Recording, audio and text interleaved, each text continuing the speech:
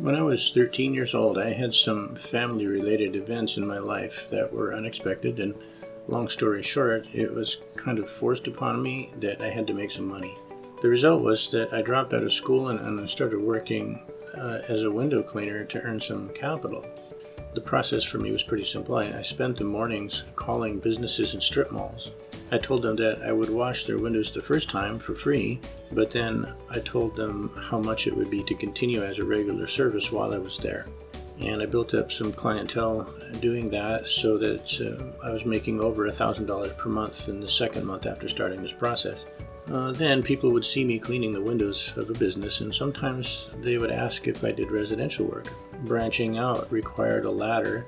At 13 years old, I just put my equipment, strapped it on the back of my bike, and then pedaled downtown, But obviously I couldn't get a ladder on my bike, so I ended up teaming up with a 23-year-old, and we rode around together to do the residential jobs.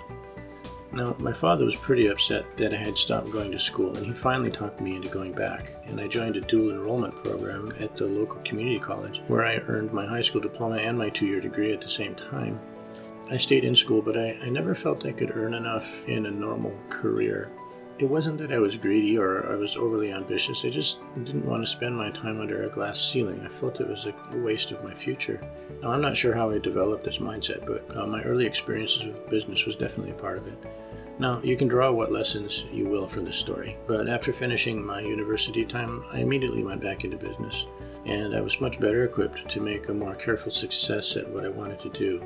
To me, the blend of academic training on principles that I got academically with the real-world experiences that I had at an early age, I think these have made me a more successful people manager and entrepreneur overall.